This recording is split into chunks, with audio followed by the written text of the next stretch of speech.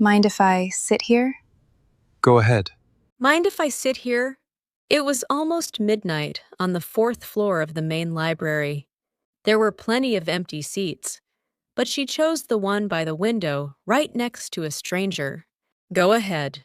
It was a short answer, but there was something in his voice, the habit of a man who was used to sizing people up. Maya pulled out her constitutional law textbook and a case digest covered in yellow sticky notes. An old receipt slipped out from between the pages, and instead of picking it up, she nudged it back in with her foot. You're not going to grab that? It's nothing important. Just a piece of paper pretending to be important. Something about that made him smile, just slightly. He couldn't even remember the last time he'd smiled at someone. At 1 a.m, fighting off sleep, Maya found herself glancing at his hand resting on the desk. A scar ran across the back of it, sharp and clear under the fluorescent lights. She couldn't tell if it was from a knife or something else. But one thing was obvious: this wasn't the hand of an ordinary person. That scar, something about it doesn't look right. When the closing announcement echoed through the library, the two of them packed up at the same time. Maya headed out through the main entrance first, with Kang Ian following a few steps behind. Outside, a black sedan sat idling with its engine running, and two men in suits bowed the moment he stepped out. No one said a word, but the silence was colder than a winter wind. A college student riding around in a car like that? Something's off here. Maya kept walking, pretending not to notice. On the 15-minute walk back to her apartment, she glanced over her shoulder 3 times. No one was following her, but she couldn't shake the feeling that someone's eyes were still on her. She'd been away from the States for 3 years now. You'd think she'd be used to strange looks in a foreign country by now. But this one felt different. The next night, Maya sat in the same seat again. This time, he was already there waiting. That sedan yesterday, did it bother you? I'd be lying if I said it didn't. But you know what bothers me more? What? Don't you see the blood on your hands? The silence in the library seemed to freeze solid around that one sentence. For a long moment, Kang Ian couldn't find the words to respond. The day moot court teams were announced, Maya drew the topic organized crime and admissible evidence. While digging through a legal database for research, her fingers suddenly stopped moving. A name in one of the case files caught her eye. A name she recognized. Kang Ian. No way! The case dated back 3 years, tied to an incident at a warehouse near the docks. His name wasn't on the list of suspects, but witness statements kept circling back to the same line. It was on his orders. Maya sat frozen at her desk, long after she'd shut the screen off. Overhead, the fluorescent lights flickered, oddly persistent. At that same moment, Kang Ian was on the phone, listening to someone's report. His expression never changed.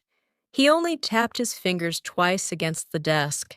That night, the rain came down hard. Maya realized at the library entrance that she'd forgotten her umbrella. As she stood there hesitating, staring out at the downpour, a black umbrella suddenly opened over her shoulder. It was Kang Ian. How far are you going? The bus stopped by the front gate. You really didn't have to do this. If you catch a cold from walking in the rain, that seat next to me is going to be empty tomorrow. And the day after. His tone was blunt, but Maya wasn't dense enough to miss what was hiding underneath it. They barely spoke during the 5-minute walk to the bus stop, but the hand holding the umbrella kept tilting toward her until his own shoulder was soaked. This guy's weirdly sweet for someone so awkward about it. The following night, Maya got to the library earlier than usual and sat down beside him. Skipping the greetings, she got straight to the point. I know who your lawyer is.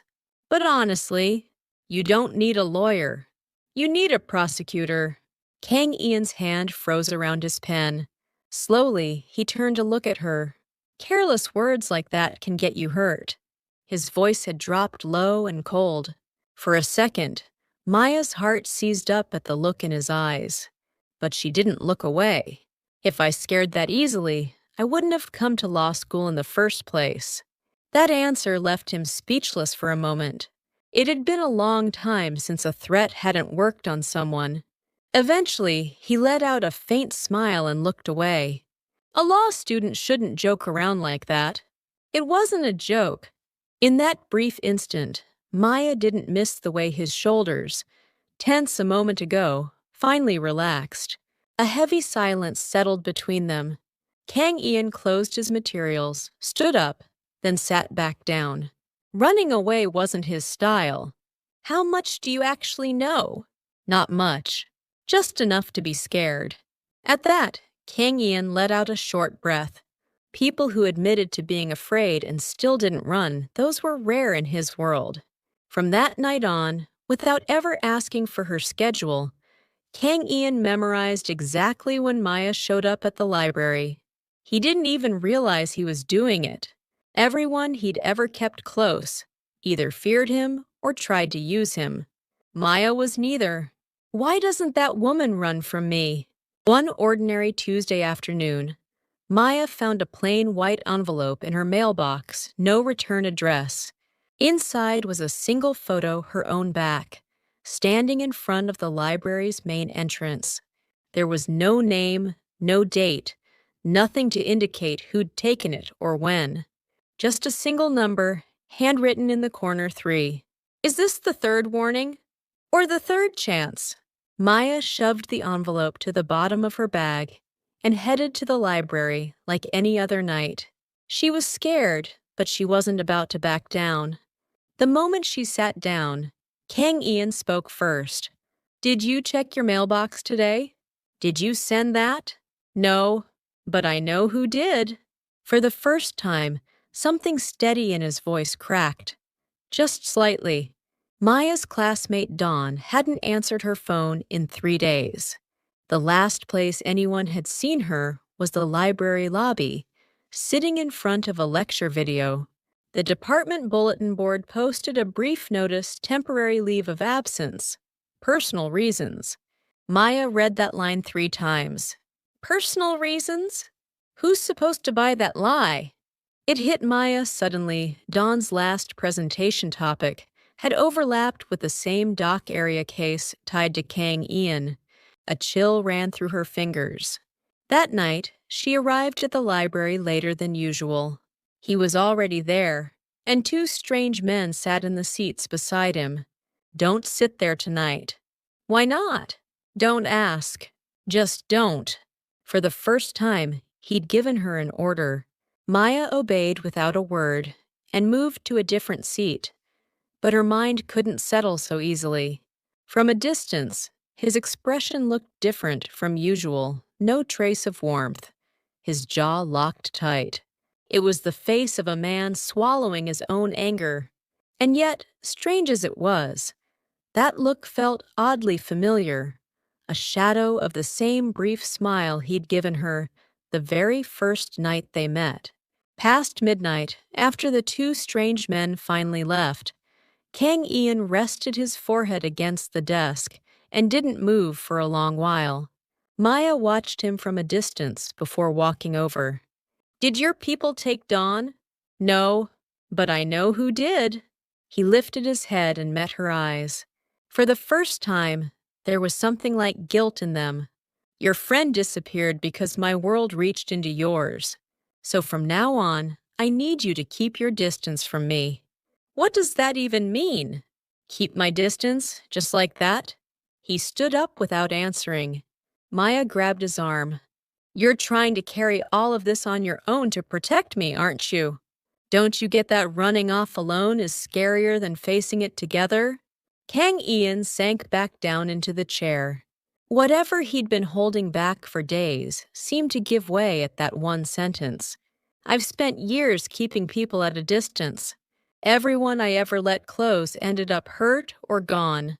But you're already too close, and I couldn't find a way to stop it. You're not my weakness. You're already everything to me. Maya had no answer for that. Outside the window, the lights of the first morning bus streaked past. As he stood to gather his bag, something slipped out from between the pages of his notebook, the corner of a faded black and white photo. Before Maya could reach for it, he snatched it back, his fingers trembling, just barely. That photo! I feel like I've seen that spot before. Love doesn't always bloom in peaceful places. Maybe the feelings that take root in danger ends up growing the deepest. Whatever lay between these two now, there was no turning back from it. At that same hour, in the conference room of Kang Ian's organization, someone walked in without knocking. Kim Suk-jun, second in command, and a man who'd had his eye on Kang Ian's seat for a long time. Heard you've been spending time at the library, Ian. That woman you've been meeting, she's a law student, isn't she? Get to the point. The point? The point is, you're letting one woman shake you up. People upstairs are already talking, saying you've gone soft. Kang Ian said nothing, but in that silence sat a certainty this man was about to become a serious problem. The road to Maya's library was getting more dangerous by the day. Kim Suk-jun, the organization's second in command, had spotted Kang Ian's weak point and decided to use it against him. Maya. A car blocked her path right at the edge of campus. The back window rolled down slowly. You're Kang Ian's girl, right? Same time tomorrow, 4th floor of the main library. Come alone, or you end up like your friend. Maya's face went pale. They knew about Dawn. That night, Maya didn't go to the library.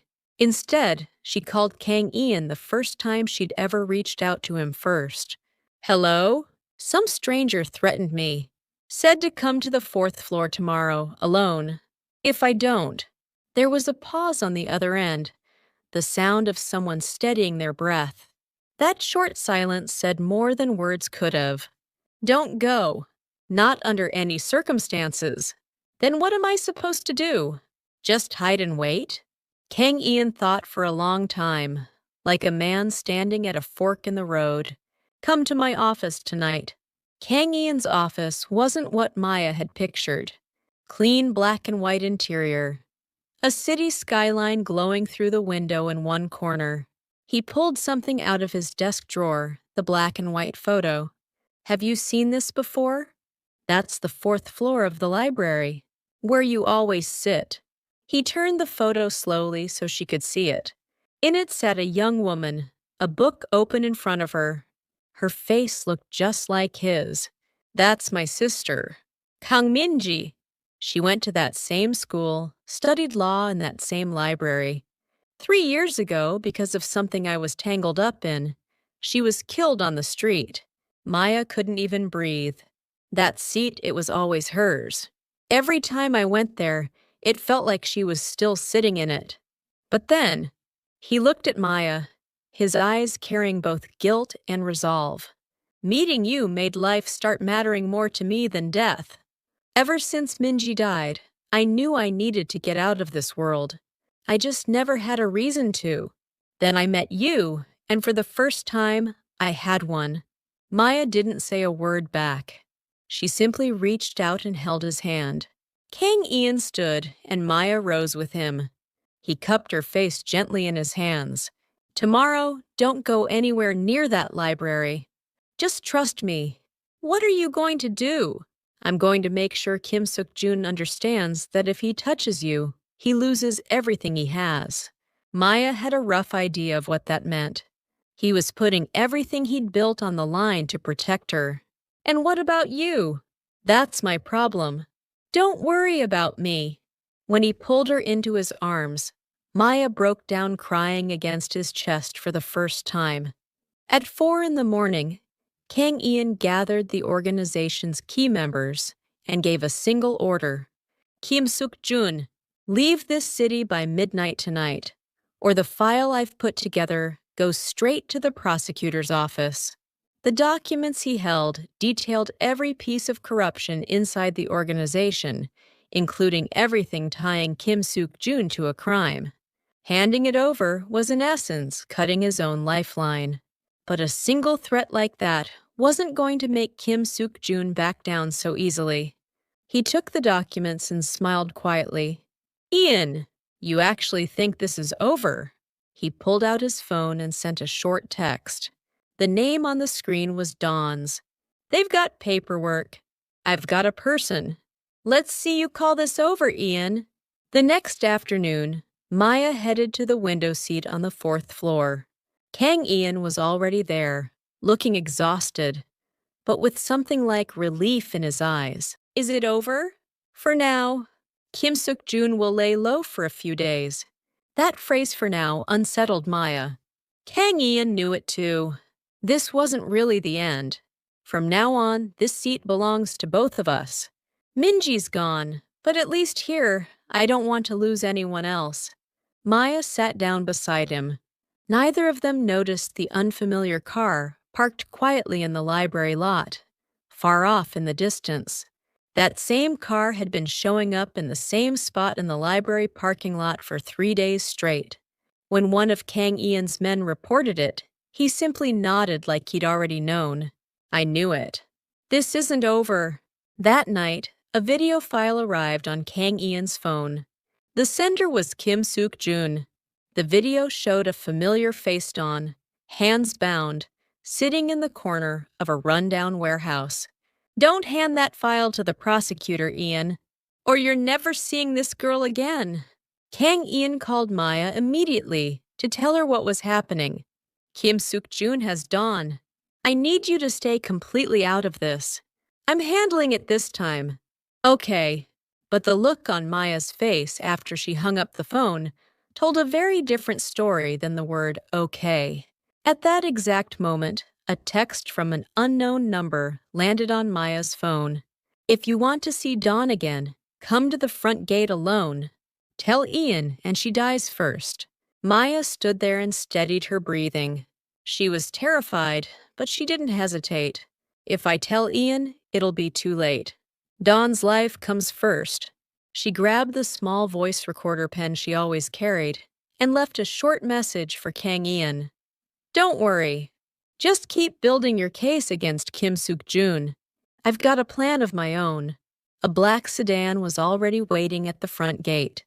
The door opened to reveal a familiar face, the same man who'd blocked her path days earlier. "Get in. Stay quiet, and Dawn doesn't get hurt either." Maya climbed in, her hands shaking. Through the window, the library she knew so well slowly faded into the distance. 30 minutes later, Maya was dropped off in front of Building 7 of the 3rd Logistics Complex. Inside, the moment she saw Dawn tied up, she forced herself to stay calm. "Dawn, are you okay?" "Maya! Why would you come here? This is dangerous." That's when Kim Suk-jun stepped out from the shadows. "Heard you're a law student.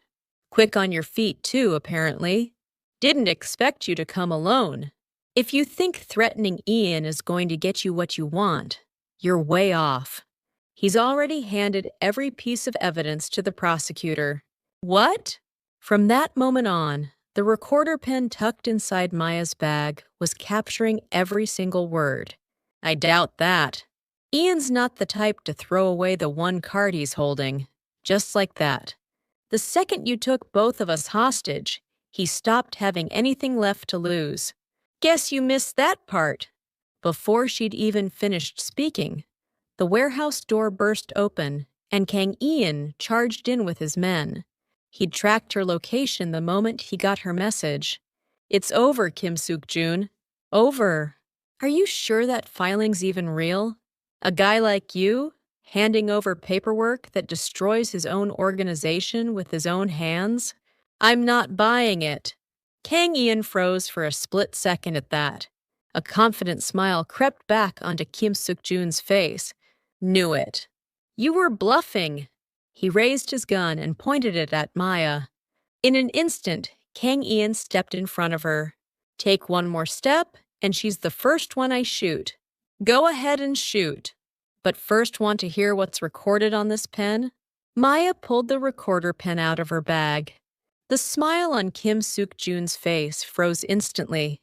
Everything you just said, the threats, the kidnapping, trying to destroy evidence, it's all recorded, clear as day. And it's already been sent to my lawyer in real time. Right then, sirens echoed outside the warehouse. The police Kang Ian had tipped off in advance had arrived. It wasn't a bluff. You said it yourself. Guess your paranoia finally caught up with you. Kim Suk-jun was arrested on the spot. Everything he'd built up over the years collapsed in the space of one calm sentence from a law student. Dawn was released safely and reunited with her family. Kang Ian bowed his head to her, as close to an apology as he could manage. I'm sorry you got dragged into danger because of me. Maya's the one who saved me, not you. Kang Ian didn't argue with that. A few days later, with Kim Suk-jun behind bars, Kang Ian's organization effectively fell apart. He worked with prosecutors and entered witness protection, ready to start an ordinary life. On the fourth floor of the main library, Maya sat in her usual seat. Kang Ian sat beside her. No black sedan waiting outside anymore. No bodyguards. That night must have terrified you. Why did you go alone? You're always the one trying to protect me. This time, I wanted to protect you and Dawn with my own hands. Kang Ian reached over and gently took her hand. I wonder if Minji ever sat here and saw sunlight like this. We're looking at it right now, aren't we? That's enough. Let's watch over that same warm sunlight Minji once felt together. Kang Ian tightened his grip on her hand. He didn't say anything. He didn't need to. Everything he wanted to say was already in that touch. A connection that began in danger ended up becoming the most ordinary kind of life. One person's courage to protect someone she loved was what finally made a love that crossed every line of class and circumstance whole. Sometimes, one honest sentence spoken from the heart is enough to change the course of a life. This story is a work of fiction,